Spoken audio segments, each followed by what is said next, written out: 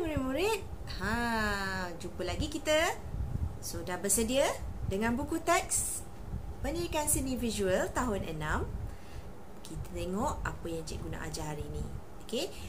So pastikan buku ini sentiasa bersama kamu semasa cikgu memberikan penerangan. Okey, jom kita teruskan dengan pembelajaran kita pada hari ini. Jom.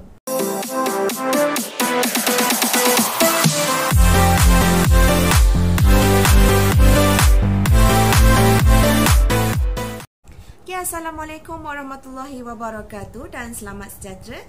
Hari ini kita akan teruskan dengan mata pelajaran Pendidikan Seni Visual tahun 6 dengan tajuk Rengjisan dan Percikan. Okey, kamu boleh rujuk buku teks muka surat 35. Hari ini cikgu hanya sentuh teori sahaja berkaitan dengan rengjisan dan percikan. Pada minggu hadapan baru cikgu tunjukkan cara untuk menghasilkan lukisan menggunakan teknik gabungan iaitu rengjisan, percikan dengan stensilan dan capan. Okey, jom kita teruskan. Okey, objektif pembelajaran kita pada hari ini ialah memahami dan menyatakan bahasa seni visual dalam karya membuat corak dan rekaan menggunakan teknik campuran. Okey, hari ini teknik campuran yang kita akan gabungkan dengan rengjisan dan percikan ialah stensilan dan juga capan. Okey, dua tu adalah gabungan dia lah. Okey, yang kedua objektif kita ialah mengetahui dan mengenal jenis-jenis media, proses serta teknik dalam menghasilkan corak. Yang ini mesti setiap kali pendidikan seni, so mesti kenal lah media dia, teknik apa yang kita akan gunakan.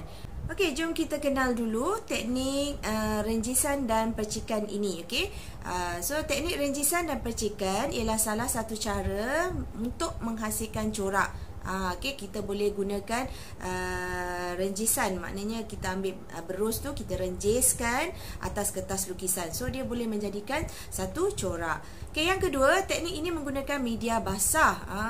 So media basah ni apa? Media basah ni contohnya adalah cat air, lagi warna tempera. Okey, itu adalah cat basah yang menggunakan air. Okey, yang ketiga ialah kesan percikan menghasilkan bintik-bintik halus dan warnanya kurang terang. Okey, ini adalah percikan. Tadi ada dua kan, percikan dengan rengjisan. Okey, kalau percikan kesan dia, hasil dia bentuk bintik-bintik halus. Maknanya dia tak kasar lah, dia tak besar-besar. So halus-halus je percik. Okey. Yang kedua, rengjisan. Apa kesan rengjisan? Pula kelihatan agak besar dan pelbagai saiz. Kalau kamu buat percikan lain corak dia, rengjisan pun lain corak dia. Okey, nanti kita akan cuba pada minggu hadapan. Okey, hasil teknik rengjisan dan percikan ini boleh dilakukan secara terancang atau tidak terancang. Dia boleh dilakukan secara terancang. Terancang tu maknanya kita dah susun elok apa kita punya objek ke apa ke, kita percik-percikkan dia. Okey, ataupun renjiskan dia. So dia boleh jadi bentuk yang terancang. Okey, yang kedua, dia boleh jadi tak terancang. Maknanya kita suka-suka je. Okey, kita suka-suka je renjiskan dia dengan percikkan dia dekat mana-mana je. Itu adalah tidak terancang. Jika dilakukan secara terancang, teknik ini memerlukan bahan bantu seperti stensil. Inilah dikatakan terancang. Kita perlukan stensil. Apa itu stensil ya? So kita tengok sekejap lagi apa itu stensil. Okey, sebab stensil ni dia ada corak, so kita susun dan kita percikkan atas stensil yang kita dah buat tu. So dia akan jadi terancang, elok aja tersusun. Okey, kita tengok ini adalah hasil daripada teknik yang rengjisan dan percikan tadi secara terancang dan tidak terancang. Okey, gambar yang pertama ini, gambar yang pertama ni adalah tidak terancang. Kalau kamu tengok ada percikan halus-halus, ada percikan yang besar-besar, itu percikan dan rengjisan. Okey, yang besar tu rengjisan lah, kalau percik tu yang halus-halus. Okey, gambar yang sebelah dia pula, yang ini adalah hasil terancang. Kalau kamu tengok ni, so kita percikkan ataupun renjiskan di bentuk yang kita hasilkan melalui stensil. So kita susun elok-elok, so dia akan jadi terancang. Terancang tu maksudnya dia tersusun. Okey, ada bentuk corak yang tertentu. Okey, itu adalah terancang. Ini adalah contoh yang dalam buku teks yang diberikan ialah hasil teknik campuran. Campuran tu maksudnya yang kita nak buat ni adalah teknik renjisan dan percikan, dan juga digabungkan dengan teknik stensilan dan juga capan. Ini dua yang kita akan gabungkan dengan yang teknik asas yang kita nak belajar.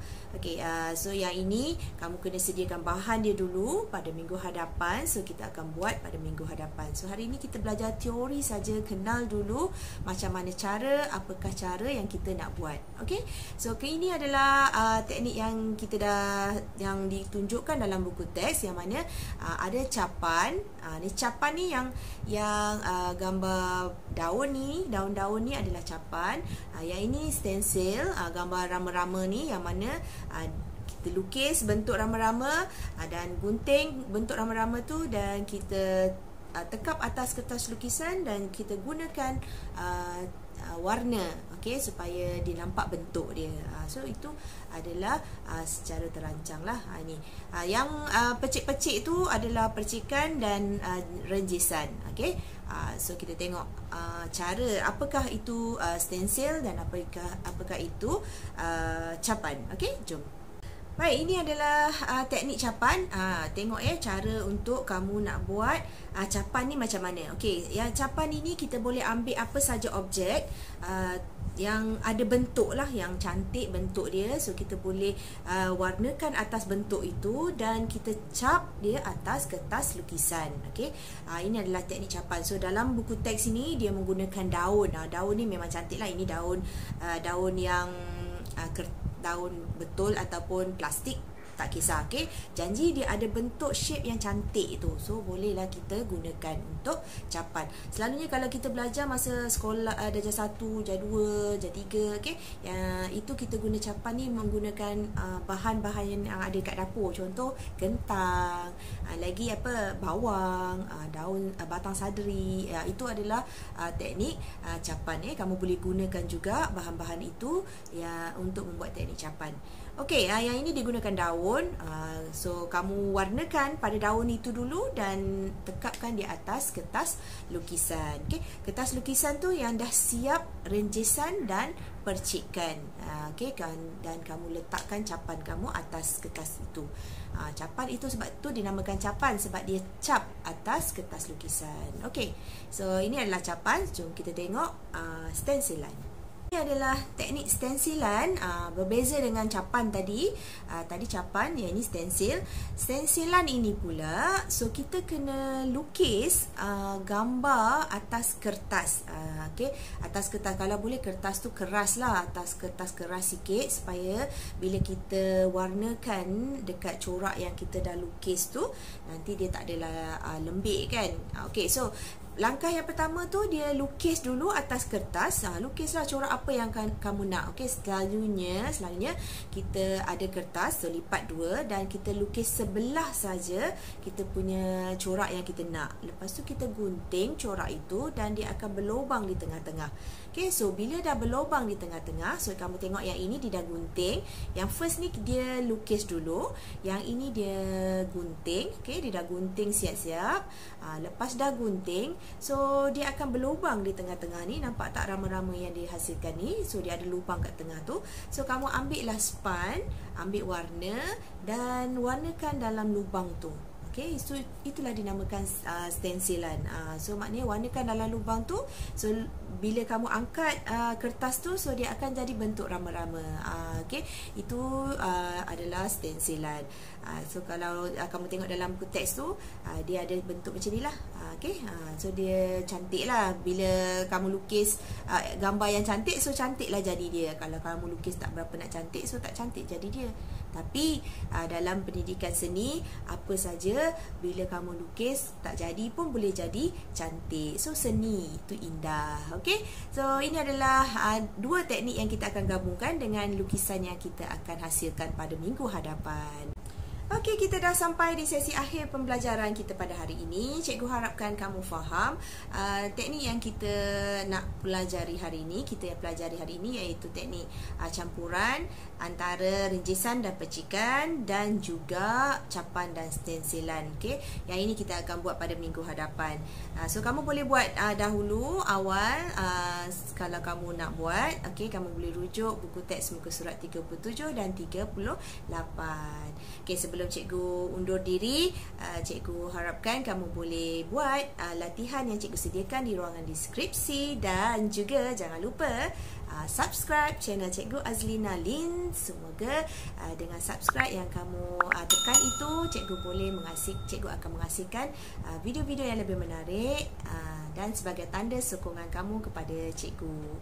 Okey, cikgu undur diri dengan ucapan Assalamualaikum dan bye-bye. Moga berjumpa lagi pada minggu hadapan.